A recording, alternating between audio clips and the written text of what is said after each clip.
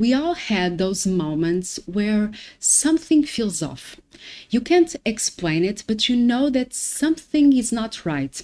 To me, it was on my first practical class in healthcare.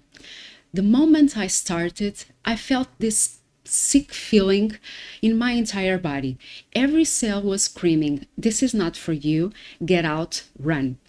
Well, I didn't run, I stayed. That day in my healthcare course, I knew with absolute certainty that that path wasn't for me. I could feel it in my bones, but I stayed anyway. Why? Because at 18, clearly I didn't have the tools or the maturity to trust that feeling and to deal what would come after. So I pushed through. A few years later, I learned that when we ignore our gut, it doesn't make the feeling go away. It just gets louder. And eventually, we have to listen. But here's the thing I wish someone had told me back then. The right decision often feels wrong at first because it is going to change things. It might disappoint and confuse people around you. And we have been taught our whole lives to avoid making other people uncomfortable, even if it means betraying ourselves. But ignoring our gut doesn't protect you from pain. It just means that you will suffer in a different way, the slow kind of suffering that comes from living a life that is not aligned with who you are. And I don't want that for you. So, how do we start trusting ourselves again?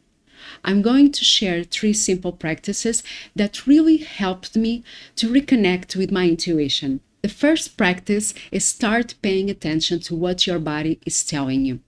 When you're faced with a decision, any decision, drop off your head for a second and focus on your body.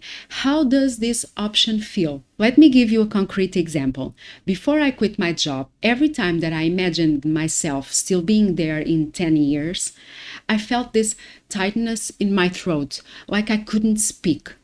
And that sensation got worse over the years until I reached the point where I couldn't ignore it anymore.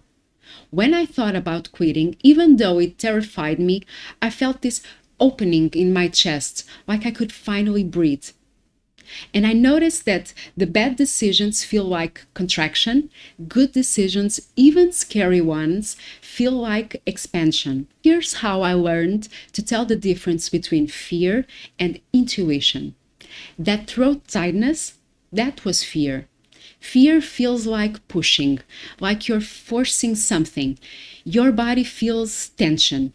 But that opening in my chest when I thought about quitting, that was my intuition, my gut feeling talking. Intuition feels like pulling, like something is gently guiding you in a direction, even if it scares you. So when you're checking in with your body, ask yourself, does this feel like I'm running away from something, or does this feel like I'm being pulled towards something? If you're enjoying this video, please consider subscribing to my channel. Give it a thumbs up and share it with friends or family. Now, let's get back to the video. And the second practice is related to the first one because you need to get quiet in order to pay attention to your body. You need moments of silence where you're not doing anything. No phone, no distractions, just you and your thoughts. When everything around you is noisy, your gut can get through. It's trying to talk to you all the time, but you're too busy to notice. So give yourself space to just sit and let your mind wander. The easiest way to do this is just focus on your breathing for a few moments. Take a few slow breaths. This shifts your nervous system to a calmer state. Pay attention to what's happening right now in your body. That clears out all the mental noise and makes room for your gut to actually speak to you. Don't try to rush it. Sometimes the answer doesn't come right away, but creating that space frequently, that's when your intuition starts to get louder. The third exercise is write it out. When I was trying to make a big decision recently, I sat down and I just wrote raw thoughts on paper. No filter, no editing. Just whatever come out. Because when thoughts stay in our heads, sometimes they get really messy. And we don't know what's actual feeling versus what's fear. But when you write it down, it becomes clear. You can see what's really yours and what's just noise. So the practice is writing with no filter, no editing. And you will be surprised what comes up when you stop performing and just let yourself be honest. A lot of us still ignore our gut sometimes, even when we feel it clearly, because we are scared or because it is easier and we don't have to deal with the fallout. But the difference is knowing that we are ignoring it. And that awareness, that's the first step. Trusting your gut is a skill. Some days you will make decisions with confidence, other days you will doubt everything. That's part of being human. But every time you choose to listen, even when it's uncomfortable, you're strengthening that connection. And over time, that quiet voice becomes impossible to ignore. When I look back now, I can see that my gut was guiding me towards something better, even when the path wasn't clear yet. So be patient with the process. Just because you don't see immediate results doesn't mean that you made the wrong choice.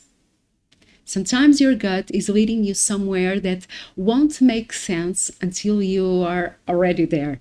And here's something else. The people around you can't see what you see. They are looking at your life from the outside. They see the stability, the logic, the reasons to stay. They think they are helping you by telling you to be practical or not to make rash decisions, but they are not living in your body. They are not feeling what you're feeling. And you can expect them to understand something that they can't experience. So stop waiting for the perfect moment or for everyone else to be okay with your decision. They might never be okay with it, and that's not your responsibility. Once you know what you need to do, you just have to trust yourself enough to know that whatever comes next, you can handle it. You already know what you need to do. The only question is, are you brave enough to do it?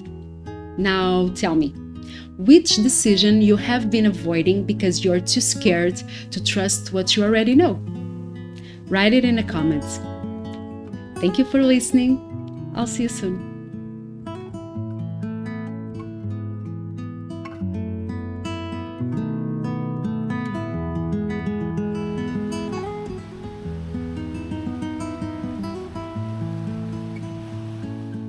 So we've had all we all had. And here's how I learned to tell the difference between fear and like something is gently guiding me. But I stayed anyway. Why? Because at 80,